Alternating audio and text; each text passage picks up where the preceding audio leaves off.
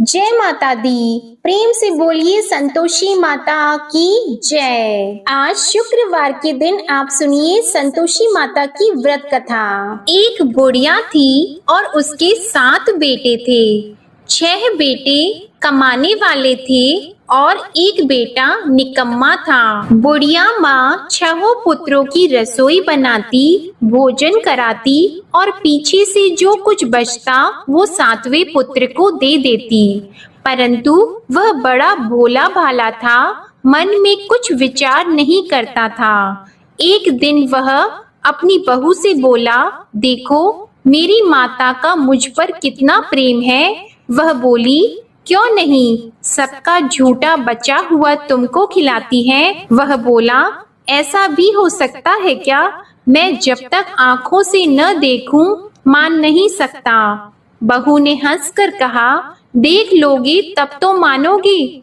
कुछ दिन बाद बड़ा त्योहार आया। घर में 7 प्रकार के भोजन और चूरमा के लड्डू बने। वह जांचने को सर के दर्द का बहाना कर पतला कपड़ा सिर पर ओढ़कर रसोई घर में सो गया और कपड़े में से सब देखता रहा। 6 भाई भोजन करने आए। उसने देखा माँ ने उनके लिए सुंदर सुंदर आसन बिछाए, 7 प्रकार की रसोई परोसी। वह आग्रह करके जिमाती रही, वह देखता रहा। 6 भाई भोजन कर उठे तब माँ ने उनकी झूठी थालियों में से लड्डुओं के टुकड़ों को उठाया और एक लड्डू बनाया। झूठन साफ करके बुढ़िया माँ ने पुकारा, उठ बेटा, 6 भाई भोजन कर गए, अब तू ही बेटा बाकी है, उठ और तू कब खाएगा? वह कहने लगा, माँ मुझे भोजन नहीं करना, मैं परदेश जा रहा हूँ। माता ने कहा, कल जाता तो आज ही जा। वह बोला, हाँ हाँ आज ही जा रहा हूँ। यह कहकर वह घर से निकल गया। चलते समय उसे बहू की याद आई। वह गौशाला में कंडे थाप रही थी। वह उसे जाकर बोला कि मेरे पास तो कुछ नहीं है, यह अंगूठी है सो ले लो और अपनी कुछ निशानी मुझे दे दो। वह बोली कि मेरे पास क्या है, यह गोबर भरा हाथ है। यह कहकर उसकी पीठ में गोबर के हाथ की थाप मार दी और वह चल दिया। चलते चलते दूर देश में पहुंचा। वहां पर एक साहूकार की दुकान थी। वहां जाकर बोला, भाई मुझे नौकरी पर रख लो। साहूकार को नौकर की जरूरत थी। साहूकार उससे बोला, तू नौकरी पर रह जा। लड़के ने पूछा, तनख्वाह क्या रहेगी? साहूकार ने कहा, काम देखकर दाम मिलेंगे। साहूकार की नौकरी मिल गई। वह सवेरे 6 बजे से रात्रि 12 बजे तक नौकरी करने लगा। कुछ दिनों में दुकान का लेन देन, हिसाब किताब, ग्राहकों को माल बेचना, सारा काम करने लगा। साहूकार के 7-8 नौकर थे। वे सब चक्कर खाने लगे कि यह नया नौकर बहुत होशियार बन गया है। सेठ ने भी काम देखा और 3 महीने के अंदर ही उसे मुनाफे का साझीदार बना लिया। 12 वर्ष में वह नामी सेठ बन गया और मालिक सारा कारोबार उस पर छोड़कर बाहर चला गया। अब बहू पर क्या बीती वह सुनो। सास ससुर उसे दुख देने लगे। सारी गृहस्थी का काम करा के उसे लकड़ी लेने जंगल में भेजते।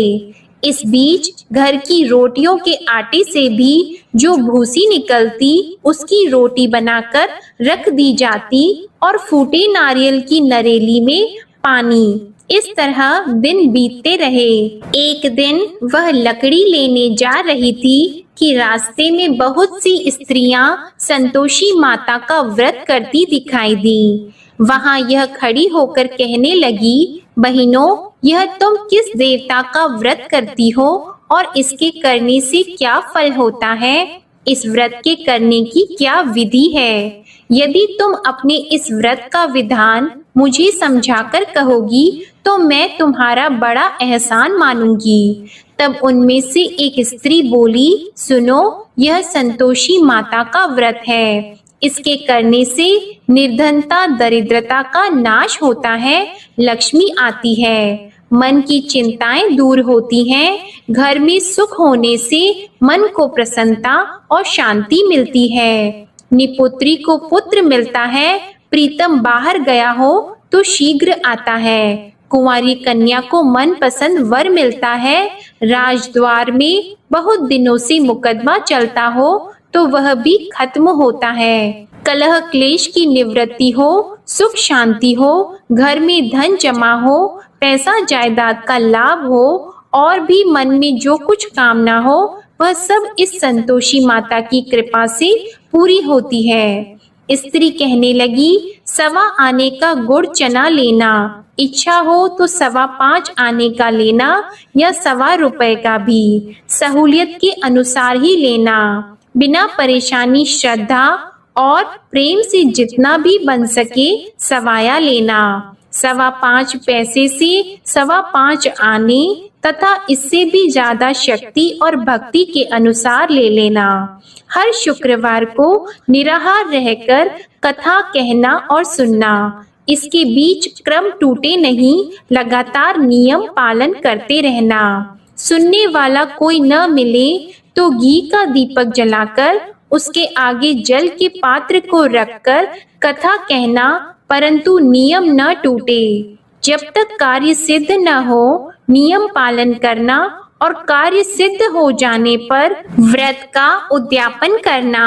3 मास में माता फल पूरा करती है। यदि किसी के खोटे ग्रह हो तो भी माता 1 वर्ष में अवश्य कार्य सिद्ध करती हैं। कार्य सिद्ध होने पर ही उद्यापन करना चाहिए, बीच में नहीं करना चाहिए। उद्यापन में 2.5 सेर आटे का खाजा तथा इसी अनुसार से खीर तथा चने का साग बनाना।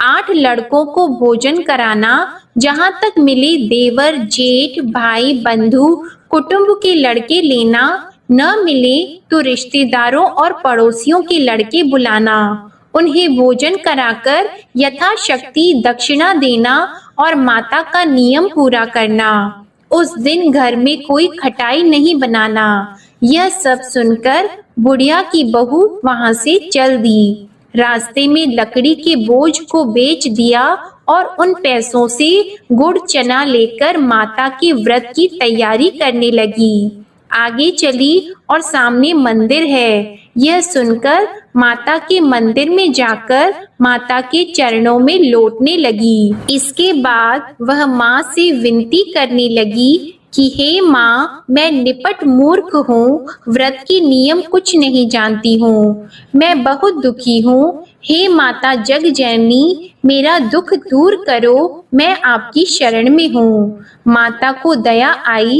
एक शुक्रवार बीता कि दूसरे शुक्रवार को ही इसके पति का पत्र आया और तीसरे को उसका भेजा हुआ पैसा भी आ पहुंचा। यह देखकर जेठानी मुंह सिकोड़ने लगी, इतने दिनों में इतना पैसा आया, इसमें क्या बढ़ाव है। लड़के ताने देने लगे कि काकी के पास अब पत्र आने लगे, रुपए आने लगा, अब तो काकी की खातिर बढ़ जाएगी, अब तो काकी बुलाने से भी नहीं बोलेगी। बेचारी सरलता से यह कहती है कि भैया पत्र आएगा, रुपए आएंगे तो हम सबके लिए अच्छा है। ऐसा कहकर आंखों में आंसू भरकर संतोषी माता के मंदिर में आकर मातेश्वरी के चरणों में गिरकर रोने लगी। माँ, मैंने तुमसे पैसा नहीं मांगा, मुझे पैसे से क्या काम है, मुझे तो अपनी सुहाग से काम है, मैं तो अपने स्वामी के दर्शन और सेवा मांगती हूँ। तब माता ने प्रसन्न होकर कहा, जा बेटी, तेरा स्वामी आएगा। यह सुनकर खुशी से वह बावली होकर घर जाकर काम करने लगी। अब संतोषी माँ विचार करने लगी, इस भोली पुत्री से मैंने कह तो दिया कि तेरा पति आएगा, पर आएगा कहाँ से? वह तो इसे स्वप्न में भी याद नहीं करता। इसे याद दिलाने तो मुझे ही जाना पड़ेगा। इस तरह माता उस बुढ़िया के बेटे के पास जाकर स्वप्न में प्रकट होकर कहने लगी, साहूकार के बेटे, सोता है या जागता है? वह कहता है, माता सोता भी नहीं हूँ, जागता भी नहीं हूँ, बीच में ही हूँ, कहो क्या आज्ञा है। माँ कहने लगी, तेरा घर बार है या नहीं। वह बोला, मेरा सब कुछ है माता, माँ बाप भाई बहन बहू, क्या कमी है। माँ बोली, पुत्र तेरी घरवाली कष्ट उठा रही है, माँ बाप उसे दुख दे रहे हैं, वह तेरे लिए तरस रही है, तू उसकी सुध ले। वह बोला, हाँ माता, यह तो मुझे मालूम है, परंतु जाऊं कैसे। परदेश की बात है, लेन देन का कोई हिसाब नहीं, कोई जाने का रास्ता नजर नहीं आता, कैसे चला जाऊं। माँ कहने लगी, मेरी बात मान, सवेरे नहा धोकर संतोषी माता का नाम लेकर घी का दीपक जलाकर दंडवत कर दुकान पर जा बैठना। देखते देखते तेरा लेन देन चुक जाएगा, जमा माल बिक जाएगा, सांझ होते होते धन का ढेर लग जाएगा। अब तो वह सवेरे बहुत ही जल्दी उठकर मित्र बंधुओं से अपने सपने की बात कहता है। वे सब उसकी बात अनसुनी करके खिल्ली उड़ाने लगे। कहीं सपने भी सच्चे होते हैं। एक बूढ़ा बोला, देख भाई मेरी बात मान, इस तरह साच झूठ कहने के बदले देवता ने जैसा ही कहा है वैसा ही करना, तेरा क्या जाता है। अब बूढ़े की बात मानकर वह नहा धोकर संतोषी माता को दंडवत कर घी का दीपक जलाकर दुकान पर जा बैठता है। थोड़ी देर में वह क्या देखता है कि देने वाले रुपया लाए, लेने वाले हिसाब लाए। कोठे में भरे सामानों के खरीदार नगद में सौदा करने लगे। शाम तक धन का ढेर लग गया। मन में माता का नाम लेकर प्रसन्न होकर घर जाने के वास्ते गहना कपड़ा सामान खरीदने लगा। यहाँ के काम से निपट घर को रवाना हुआ। उधर बहू बेचारी जंगल में लकड़ी लेने जाती है। लौटते वक्त माताजी के मंदिर पर विश्राम करती है।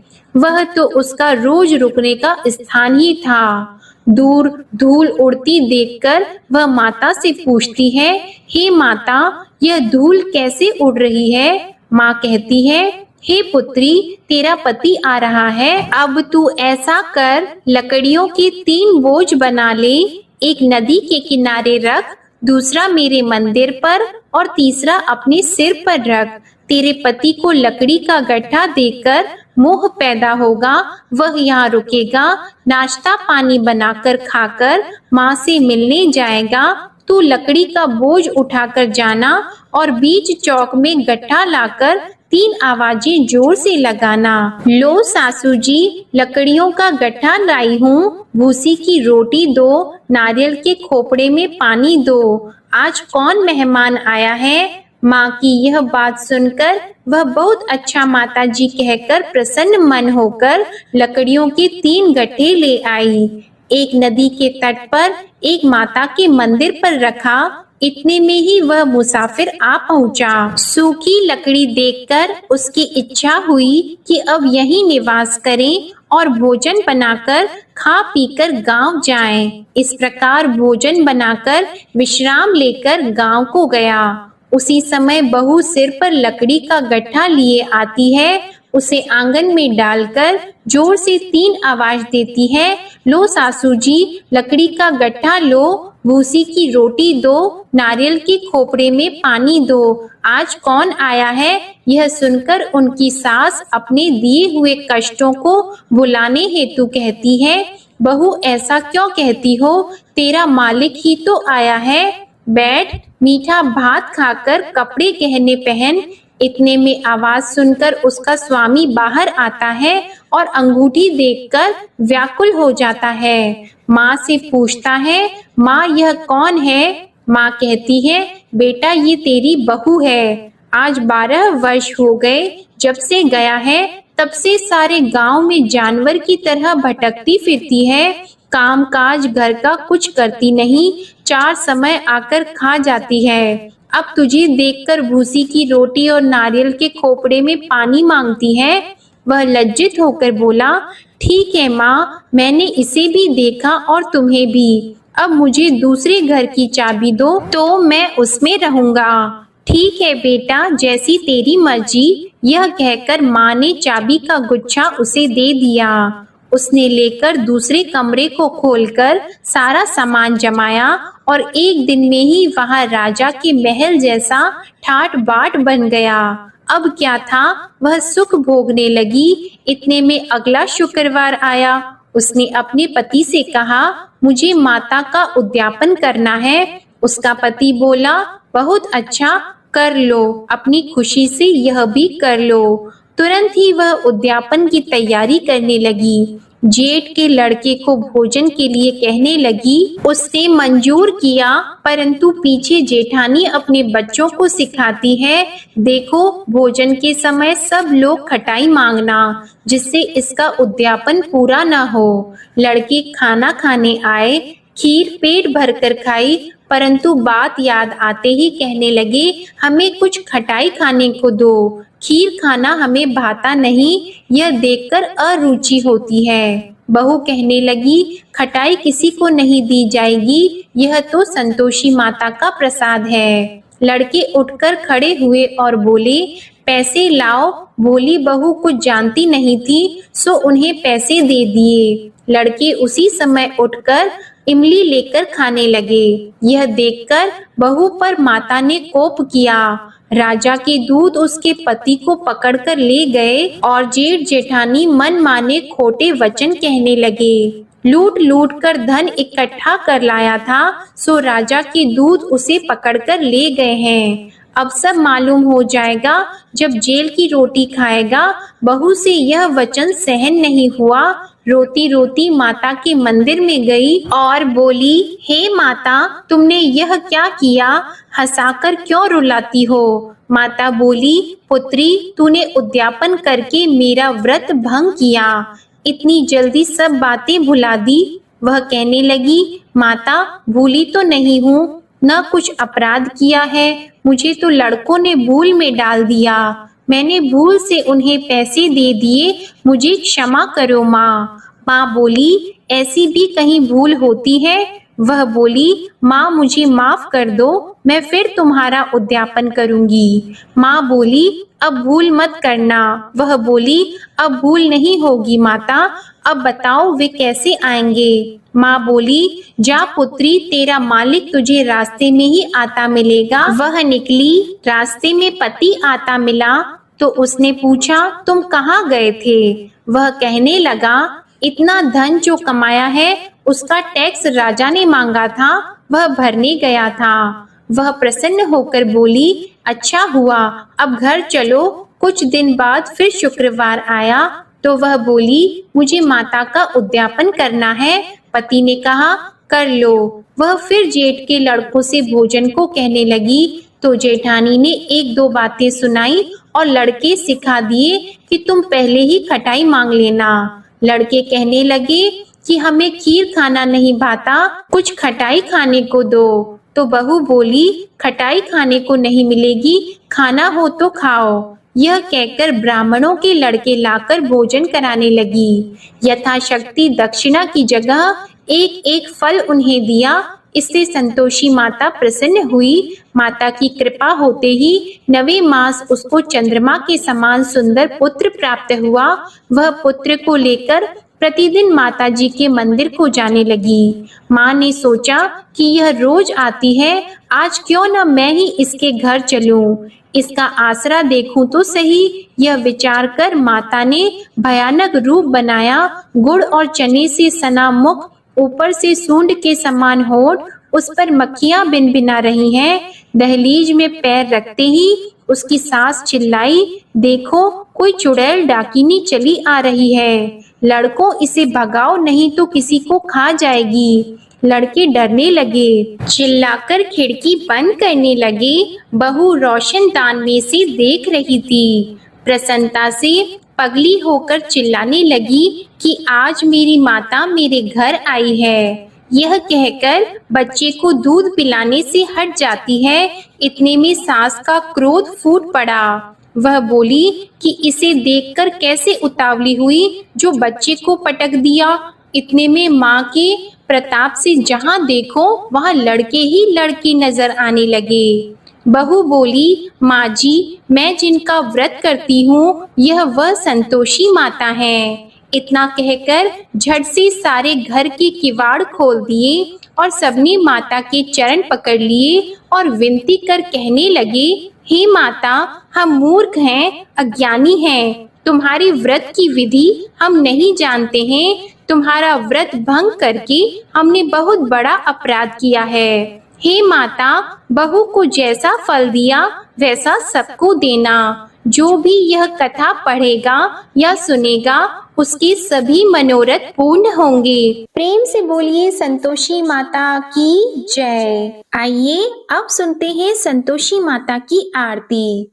जय संतोषी माता मैया, जय संतोषी माता, अपने सेवक जन की सुख संपत्ति दाता। जय संतोषी माता मैया, जय संतोषी माता, सुंदर चीर सुनहरी माँ धारण कीन हो। हीरा पन्ना दम के तन श्रृंगार लीन हो। जय संतोषी माता मैया, जय संतोषी माता, गेरू लाल छटा छवि बदन कमल सोहे। मंद हंसत करुणामय, मंद हंसत करुणामय, त्रिभुवन जन मोहे। जय संतोषी माता मैया, जय संतोषी माता, स्वर्ण सिंहासन बैठी चवर ढुरे प्यारे। धूप दीप मधुमेवा भोग धरे न्यारे। जय संतोषी माता मैया, जय संतोषी माता, गुड़ अरु चना परम प्रिय तामे संतोष कियो। संतोषी कहलाई भक्तन वैभव दियो। जय संतोषी माता मैया, जय संतोषी माता, शुक्रवार प्रिय मानत आज दिवस सोही। भक्त मंडली छाई कथा सुनत मोही। जय संतोषी माता मैया, जय संतोषी माता, मंदिर जगमग ज्योति मंगल ध्वनि छाई। विनय करे हम बालक चरणन सिर नाई। जय संतोषी माता मैया, जय संतोषी माता, भक्ति भावमय पूजा अंगीकृत कीजिए। जो मन बसे हमारी इच्छा फल दीजिए। जय संतोषी माता मैया, जय संतोषी माता, दुखी दरिद्री रोगी संकट मुक्त किए। बहु धन धान्य भरे घर सुख सौभाग्य दिए। जय संतोषी माता मैया, जय संतोषी माता, ध्यान धरियो जिस जन ने मन वांछित फल पायो। पूजा कथा श्रवण कर घर आनंद आयो। जय संतोषी माता मैया, जय संतोषी माता, शरण गहे की लज्जा राखियो जगदम्बे। संकट तू ही निवारे दयामयी अम्बे। जय संतोषी माता मैया, जय संतोषी माता, संतोषी माँ की आरती जो कोई नर गावे, रिद्धि सिद्धि सुख संपत्ति जी भर कर पावे। जय संतोषी माता मैया, जय संतोषी माता, जय संतोषी माता। प्रेम से बोलिए संतोषी माता की जय। आपको आज की कथा पसंद आए तो वीडियो को लाइक करके चैनल को जरूर सब्सक्राइब करिएगा और कमेंट में संतोषी माता की जय भी जरूर लिखिएगा। इसी के साथ आप हमारे चैनल पर ज्येष्ठ मास महात्म्य की कथाएं नियम से सुन सकते हैं और शुक्रवार के दिन सुनी जाने वाली अन्नपूर्णा माता की कथा और लक्ष्मी माता की कथा भी आप हमारे चैनल पर जरूर सुनिएगा। जय माता दी।